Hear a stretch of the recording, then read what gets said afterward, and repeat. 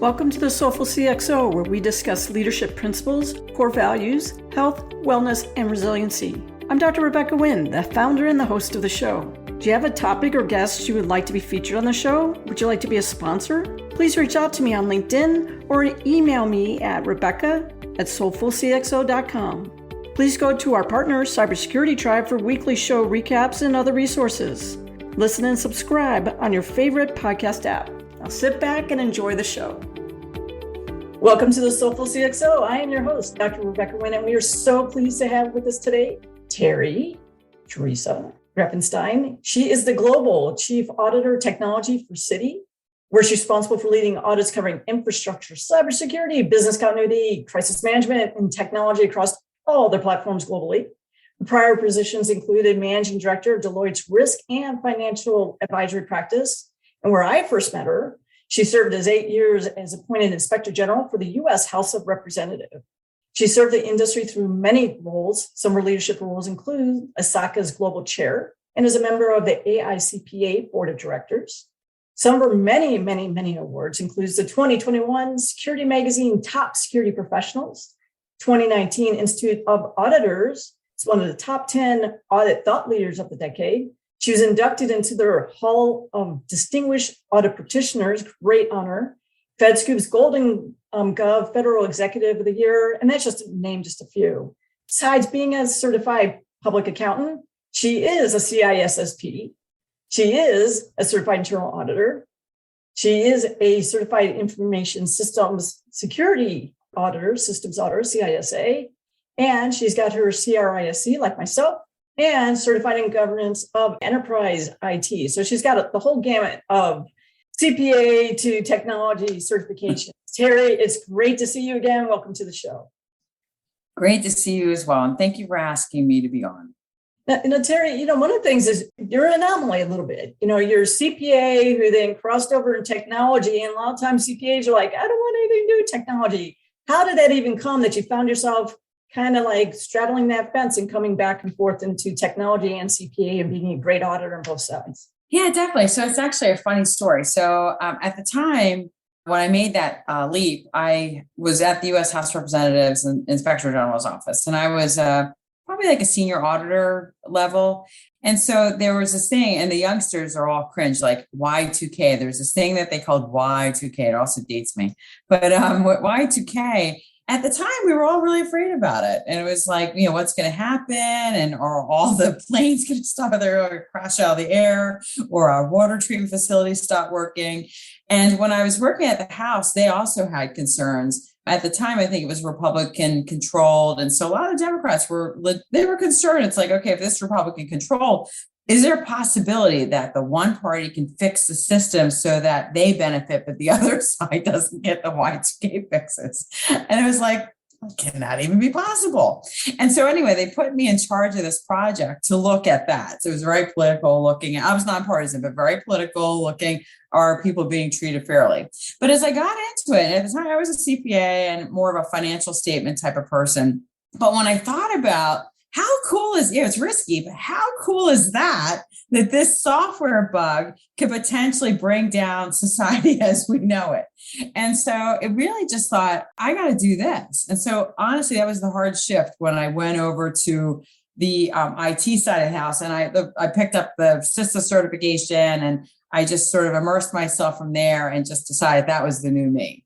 Yeah, I think I read one of your stories or something like that. It said like one of your top first projects was looking at Active Directory. Oh, yeah, in 2000. Yeah, how was that? Because, a lot of times I talk to people, like people think we just float on water and we never have like scary moments in our own lives where we just have to figure it out. What was that all about? Yeah, so for Active Directory, for those of you who were not around, in the profession before Active Directory, the precursor to that was Windows NT. And so at the time, again, I was still at the House of Reps, and how that worked was every single committee and office would run their own NT platform. So they had servers sitting all over the place. And there's a lot of risk with that because you have people with varying levels of technical, capabilities managing these things. And the other thing is you have all this disparate stuff all trying to connect into one uniform platform, right? One uniform network, rather. And so one of the concerns, again, because it was a political environment, it's like, well, if we have an active directory, what's going to happen with enterprise administrators? They could technically go in and hop across the different member offices and committees. And so what do we do about that? And so even though I think at the time I was probably like an IT audit team leader, or maybe auditor in charge or something, but for the Inspector General's office. Now at that time, I had to get up. Usually auditors are just kind of looking at the controls, but I had to get up in front of all these committees, different House committees, and talk about, why did I feel comfortable that there wouldn't be any political shenanigans with people crossing across the different parts of the Active Directory? And so it was high stress because there was a lot rolling on that. And so I had to quickly get up to speed on Active Directory. And that was my first really big hardcore project, and understanding, the forest and what does that mean? And, what if you had multiple forests and what's the complexity there? And do we want to divide it into a Republican forest and a Democrat forest, or do you want to have one big forest and all that? And so whether I liked it or not, it was painful learning it, because it was like definitely my first jump into the deep end. But that's been sort of I think some of the most painful and difficult life experiences you have end up being the best ones long-term. So if somebody who's watching this is living through one right now, when you get through it, it's either going to be a funny story or it's going to be one that's sort of like ground changing. It's like earth, whatever, moving for you, because it's going to give you the foundation for so many other things that you can then build upon. How do you go about tackling those hard situations? I mean, some people I first go, I tell you, it's sometimes being in the car and being able to scream, sometimes it's my best outlet to actually allow me to think clearly. How do you go by when you're in those high stressful situations? You got to get it done, right? We come from government, right? Mission first, got to do it. What do you do as an individual to, get yourself centered to actually start taking those proactive steps to move forward? Because, when you fear, you freeze. How do you personally deal with that? So it's the same thing whether it's in your personal life or in your professional life. I say the same thing to my kids. So I have a son who's getting ready to go to college, and I have a daughter who's a senior in college who's getting ready to go into the real world. And so both of them are stressed out, because it's like big life change. And what if they make a mistake? And what if they don't know this, or what's going to happen? All these things. So as an adult, you still have those emotions and feelings. Anytime you embark into something new, it's like, oh, am I going to be okay with this? Do I know how to do this? Or it could be some massive project. Your personal life, like if you are selling your house, or you're getting ready to retire, or you're changing careers, whatever it is. If you look at the totality of something like that, it can be crushingly overwhelming, where you become stunned into inaction, or you want to go and just kind of make your brain separate it from it. So you would just block it out. And that's I think some of the root cause of procrastination. We're putting it on because we don't want to do it, or we're afraid of it. And so what I would say is just do the next right thing, whatever that is. Instead of looking at the totality of some big mountain you got to climb, what's my next right step? What is the next thing I need to do to get on my path forward? And so that way, instead of thinking, I got to learn this whole big thing, or I got to do this whole massive thing, and what happens if this goes wrong? You can't control what you can't control. You only can control your reaction to it and getting through the next thing. So take an increment. There was a guy I met early on in my career, and I'm sure this is a saying, but he used to say, how do you eat an elephant? My answer is, I don't want to eat an elephant, but you eat an elephant one bite at a time. So it's that thing too. So instead of worrying about the big massive thing, little bit, and it'll get you there. No, I agree. I tell people start somewhere. I would never eat an elephant. I'm a vegan, but but I tell people you got to start somewhere. And if it's the easiest thing that gets you that momentum, then do that. When you even did the House of Representatives, and obviously you had a 25-year career or so in the government, like you said, about every 2 years, you would have new staff that has to come in, or new people you had to deal with. And then you were Deloitte, for a few years, and now you were Citi for a few years, and you've still been able to be a transformer and to get people on the same page. And I would tell you, it's tough to go ahead and get buy-in and to go ahead and get people on the same page, but you've been doing it successfully, and people forget it, because you've had to do it successfully every 2 years. What's your golden gems on that? How do you do that? Because it's tough for most of us. Well, I think it starts off with, so to your point with working at the House, every 2 years they had an election cycle. So every 2 years, I would have a new batch of people coming in at the staff level or at the leadership level. And so they don't know me. And I'm just this new face and I could potentially pose a risk. Same thing with my, in my current job at Citi, I'm the auditor, right? So I'm the global chief auditor for all of technology.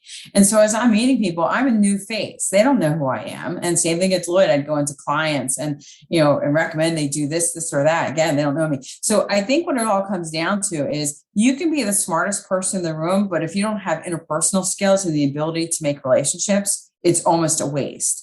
You have to be able to make those relationships and you have to prioritize those, because if you're a new face coming in, who are you? Like, why am I going to listen to you? You could have some agenda to, take me down, or some like weird agenda to build, you've lived your career on the bodies or the carcasses of others. They don't know. And so I think what you do is you invest that time in the front end as to why a person should trust you. And the reason why they trust you is through consistency and doing what you say and saying what you do, right? So if I'm going to come in and do something and behind the scenes, I'm like actually doing this and that, that's not trustworthy behaviors. You got to actually follow through with what you say. And if you find, like from an audit perspective, one of the classic things that people are afraid of is I'm going to come in and I'm going to look, whatever it is, I'm going to go minutia, little tiny little things, and then try to sink your battleship over sort of silliness or do it in a way that's not transparent. I absolutely am transparent. So I let them know exactly what I'm going to do. And I let them know way in advance. Hey, I'm going to come in, I'm going to look at the stuff. I think probably this might be the areas you might want to look at. If they fix it before I get in, hey, great, something's fixed. So a lot of auditors make the mistake that they think that they're being paid by the problem or something. To me, we have to look at how is our organization safer and better? And that really should be the outcome. It's like, let's make this place better together. And it's one thing to say it, but you got to actually do it and people have to see it. And so eventually what happens is people, you get a reputation for that. People feel like, hey, I really am coming to the table because I want this place to be better. And you're part of this place, I'm part of this place. Let's work on it together. One of the challenges that when I speak to other CISOs out there that we're running into, especially when we did go ahead and go COVID, a lot of people did lighter touch on what they should be doing for better security hygiene, privacy hygiene, compliance hygiene, because let's face it, they're trying to keep the doors open, data flowing so they can, they can still even have a business. And now they're kind of chasing their tails because you're like, holy crap, Batman, my typical saying. There's a lot of things that aren't shored up. And then obviously we're taking a lot of personal risk as well, because you don't want those to get breached. How do you usually mentor, people like myself when we're like, these people really aren't exactly where they should be, maybe on PCI or HIPAA or things along those lines, and balance your integrity as an individual in the profession at the same time? What do you usually mentor and tell people how we manage that in today's world? Yeah. So for me with COVID, so obviously we all experienced that as well. And being, my team is global. So it's like different parts of the world were getting hit at different times with varying degrees of severity. And so totally understand the reaction to want to move what you're looking at, or maybe go a little light to it, I think is how you described it. For me though, I work in a highly regulated environment.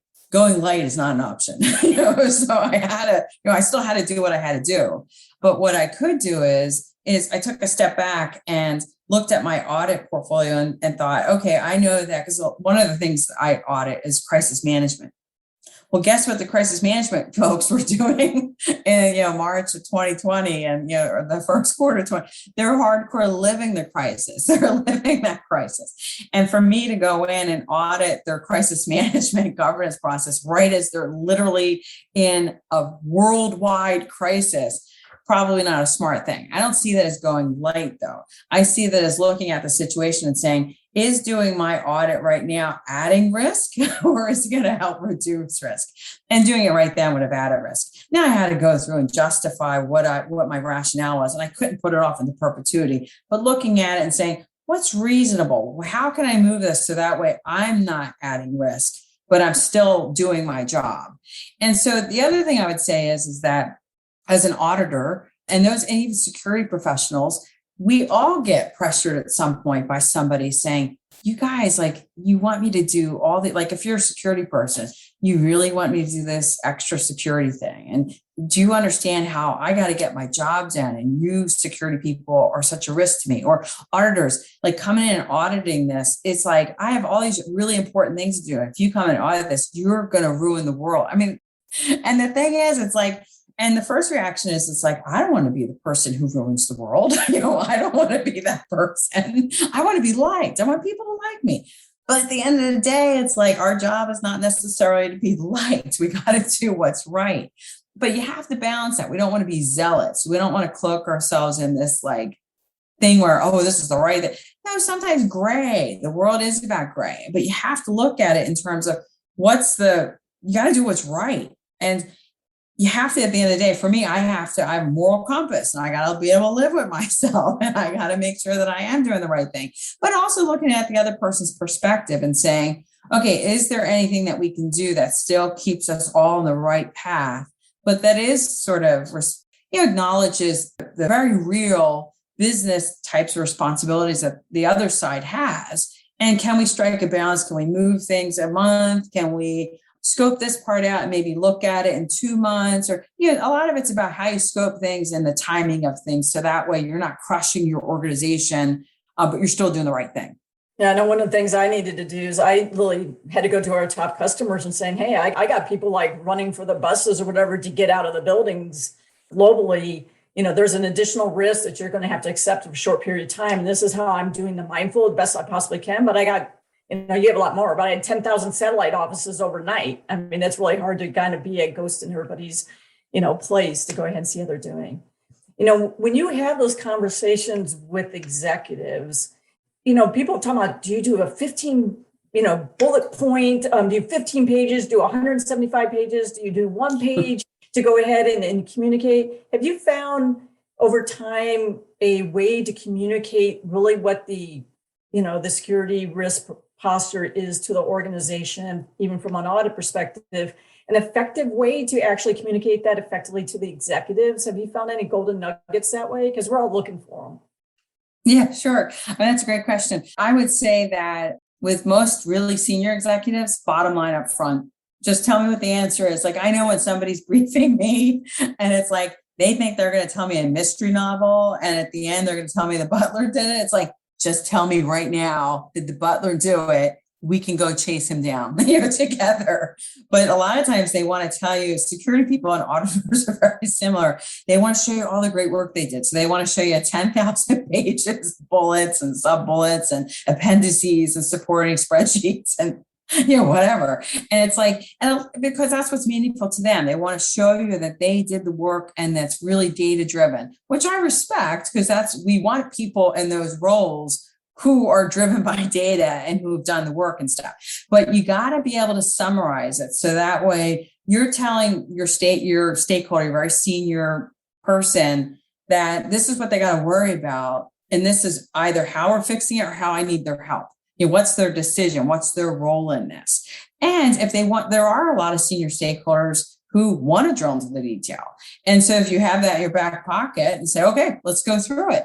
And so that way you show that you did the work, but not all, because a lot of times you get these really senior executives and they only have 15 minutes because it's like they're dealing with you and 1,000 other, big problems, and they can chunk off this amount of time. So I would say know who your stakeholder is, because a lot of us will know it's like this person loves details. This person maybe wants a summary, but always, regardless if they're a detail or summary person, always start off at the bottom line up front and what you need from them. And when you start a brand new company and you go in there, I know everyone's like, what are you going to do your first 90 days? Well, one of the things I think is really challenging is one, trying to find out what that true culture is. And you've had 2 quick cultures here in the last, several years. What do you normally do as an individual to go ahead and try to figure out exactly what the culture is, who are the key people is, what's the tone that they like to be spoken to, what's the best briefing style? What kind of things can you recommend people go ahead and look at even when they get there, or who they should be talking to in the organization to figure that out? So one of the things I would say is when you change an organization, I think I'll start with the biggest mistake you can make, and then I'll go into how I think to navigate a new place. Biggest mistake is to come in and think you know all the answers and you want to change everything before you actually even know where the ladies' room is or the cafeteria. It's like, I don't even know where the cafeteria is, but I'm here, I'm going to fix everything. It's like, wait a minute, who are you? And so I would say, don't do that. Even if you think you've heard rumors or whatever during the recruiting, they said this really needs to be fixed, go with an open mind. In terms of how to kind of really get a sense of the lay of the land, the first thing that I've done is meet with all the people. So it's like in my current role, one of the things I did is that I met with the team, because they're the people I'm going to be working that are going to be on my team. I met with my peers within audit, and then I met with the stakeholders, and then I met with my boss. And so through each one of those, even though my peers may be auditing different areas or managing different departments, they're going to give me a piece of the puzzle as to how the overall organization works. And meeting with stakeholders. So if you work in a pretty big environment, you're going to be dealing with stakeholders in the first line and second line. And so your risk people, as well as the people you interact on, like for me, it would have been the CISO function at the time, really kind of get a sense, and not just one person, kind of get a sense across. So in the first, say, 30 days, it's really about just meeting all the humans and then setting up recurring meetings. And as you kind of meet them, you're getting a better sense of all their different views on what's going well, maybe what's not going so well. And you have to take into account the fact that people aren't necessarily going to be throwing their, wearing their heart on their sleeve that with telling you everything that's bad. They may be a little closer help depending on what their role is, but it's you're taking that into account. And at the end of it, it's sort of, you're going to kind of almost do like my former role when I was in professional services. One of the things I would do was help new chief audit executives and new CISOs in their role. And as they were doing it, I would give them this exact coaching. So they would do all these interviews with people, meet all the people, and then we diagram it on the wall and say, okay, here's your org chart. After, what's your impression of all these folks and stuff? Do you think this one's going to be one that's going to really help you in terms of achieving the vision? Do they feel like they have a solid sense? Who are some on the fence and ones that you really need to kind of, help them along the journey? And who are some of the ones that are net detractors to the overall, and kind of keep a watching eye on them and see what you need to do. Same thing with processes, map it out and say, okay, based on my 30 days, my first 30 days, what are some of the processes I think that probably might be problematic and ones that we might want to drill into a little bit deeper? What are some of the ones that are key that I really need to learn better before I start monkeying around with them? And then you go into sort of technologies. What are some of the things I need to do from a tech perspective and to really kind of make sure we're leveraging these things? And do I have the appropriate tools for my team to be successful? So it's like humans first, and then be very methodical and systematic about really kind of plotting down your observations. Well, those are great points. Thank you for that. With that, we said high pressure, a lot of things to analysis, everything else. How do you recommend people really balance burnout? Because that's one thing, it's easy then when you do start new jobs where you end up like you're pulling in 60, 70, 80, 100 hours and it seems like you're going 24/7. And the next thing you know that, you're beyond burned out and then you got problems. How do you recommend people handle that? And how do you recommend as a leader to watch out for that with their key people? Because you never want to lose key people because you didn't pay attention that they were burning out. Right. No, I think that's a great question. Thank you, Rebecca. So from my personal experience, I think there is a time that you need to probably double down and understand that when you're first getting into a place, it's probably not a 40-hour week. I don't think it's ever a 40-hour week job if you're at a certain level in a company. But when you first start somewhere, absolutely not a 40-hour week job. I think when I started my current role, I think the only time I wasn't working was when I was actively asleep, initially. But that's more about me than it is about what was being demanded of me. But it was more about me. I needed to read everything. I wanted to make sure I understood everything because I didn't want to change stuff unless I really understood what it was, what the current situation was. So, but that should be like sort of a defined period of time, right? But then after that, you need to kind of start setting boundaries. So, what are those boundaries? Because if you are all just living work and your kids don't know who you are, your partner doesn't know who you are, it's like, well, what am I doing this for? And so I think that it's okay to, double down and to really invest yourself in work in these kind of key, periods of time where you're having to, learn a new thing or build a new process or build a new team. But after that, you kind of got to set those boundaries. And one of the things I saw during COVID, I think collectively, in the very beginning of COVID, collectively, none of us had boundaries. Like, it's like when we all started, I know for me, because I have a lot of teams in Asia, I have, Asia Pacific teams, I have European, Middle East, Africa, as well as North America. And so my days, it was getting weird where my meetings were starting at like 6 a.m. It's like, because people were like, well, we know you're home. You're home. And it's like, we weren't going anywhere. And then the other thing was that a lot of us weren't taking vacation days, because it's like, well, where am I going to go? And I remember I took a vacation day. It was, right when the pandemic was beginning, because my son just hit his 16th birthday and he got his driver's permit. And I felt a little guilty. I'm like, I wanted to take him out driving. So, just driving around the neighborhoods, COVID safe, because just him and me in the car, and we're driving with his little scary permit. And I'm afraid he's going to hit parked cars and stuff. But the thing is, I almost felt weirdly guilty about it. Like, I had to explain myself, like on my out of office. It's like, I'm going to be in a car, with my kid, driving, because he needs to learn how to drive. But in the same token, like, pre-COVID, I would have never felt like I had to tell somebody what I was doing on my day off. And so I think with COVID, it took away a little bit of our privacy and our ability to disconnect. But for our team, and I know our CEO, where I'm at now, made it very clear. It's like, we need to make sure we're striking those balances with work and life, and that we need to make sure people have enough time to decompress and have lives and all that. It definitely, massive culture shift where we do have boundaries, and it's okay to be off. And I would say for those who are still struggling with that, change starts with you, right? Where it's, I would make it accusatory or negative kind of tone to it, but just have that conversation. It's like, what can we do to make sure that we don't burn people out and that people feel like they can have a life? And I know during COVID, another thing was mental health, having some folks, I know I had a couple of folks on my team where, they're dealing with little kids that couldn't go to daycare or school, and they're managing little kids or even school age kids, and they're having to get them launched in remote learning and having to come back to their work and look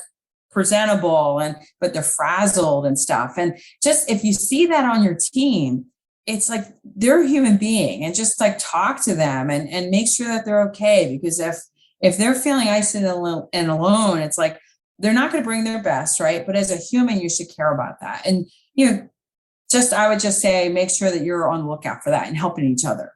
No, thank you. And thank you for reminding us the humans. I tell people, you can lose good people just because you have a caring heart first and see what's going on. Our times run short. Terry, how do people find out more about you, follow you, maybe get to you if they need to speak events, and how do they learn more about Citi? Yeah, definitely. So in terms of Citi, we are hiring. So definitely, check that out. I know that on my team, we're growing.